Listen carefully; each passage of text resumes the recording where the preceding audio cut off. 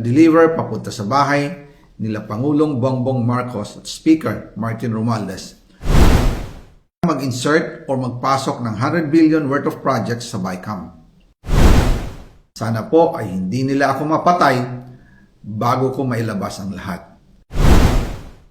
Ginawa ko lang ang utos sa akin, pero ngayon, handa na akong harapin ang lahat. Ginagamit ng administrasyon ang buong resources ng bansa para tumahimik ako. That he will shoot me if I will talk. Gagamitin ako bilang panakipbutas sa kanilang kampanya laban sa korupsyon. Hindi na ako mananahimik, ilalabas ko ang lahat ng katotohanan. May resibo, may ebidensya, at may pangalan. Para sa bawat Pilipino, alam ko na buo ang galit ninyo sa akin ngayon. Nauunawaan ko rin kung bakit, lalo na at malaki ang halagang nakataya. Pero bago kayo humusga, hayaan ninyong ipaliwanag ko ang buong katotohanan. Matagal akong hindi nagsalita dahil may direktang utos sa akin.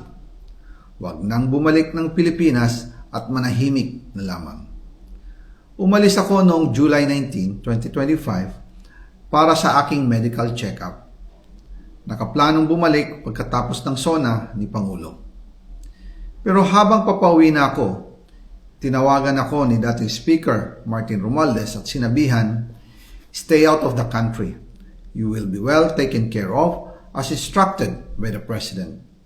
Noon naniniwala pa ako sa kanila, kaya't hindi ako bumalik.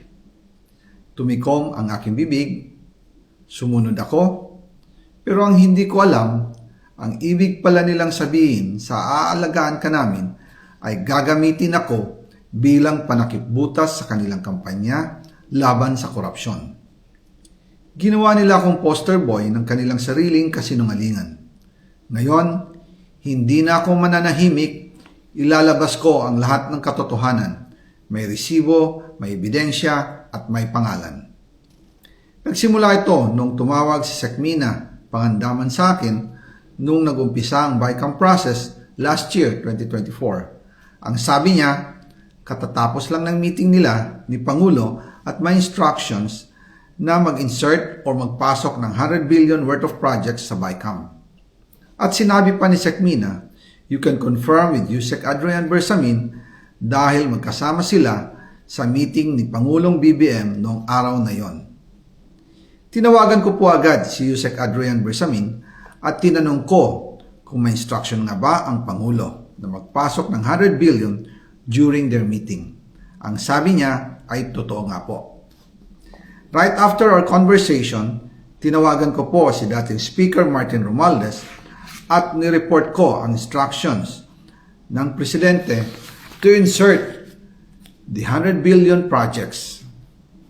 At sinabi niya sa akin, what the President wants, he gets. After ng ilang araw, nag-set po ng meeting si Sekmina Pangandaman at Yusek Adrian Bersamin sa amin ni dating Speaker Martin Romualdez sa Aguado Building in front of Gate 4 ng Malacanang at nandun din po si Yusek Jojo Cadiz. During the meeting, binigay po ni Yusek Adrian Bersamin ang listahan na worth 100 billion. Tinanong ko po si Yusek Adrian kung saan galing ang listahan. Ang sagot niya, galing kay PBBM mismo at binigay niya ito mula sa brown leather bag.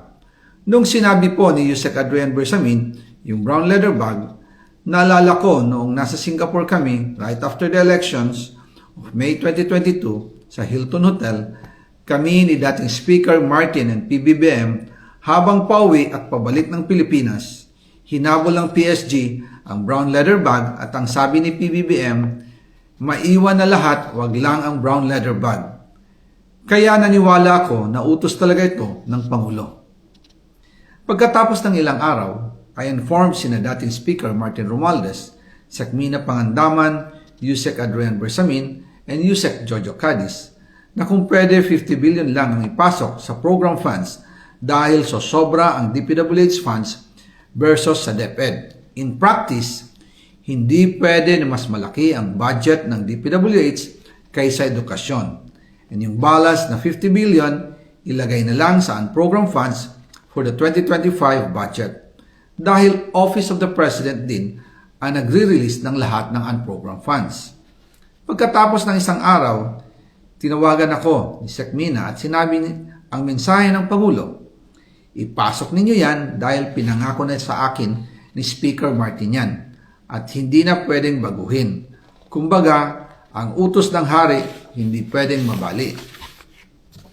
Again, I informed the Speaker and asked clearance about the instructions ng Pangulo. At ang sabi niya, wala tayong magagawa. Kaya po nagtataka ako kung bakit sinasabi ni Pangulo na hindi niya makilala ang budget, samantalang lahat na binawas at dinagdag sa mga ahensya ng gobyerno ay humihingi ng approval sa kanya si Sec Mina Pangandaman.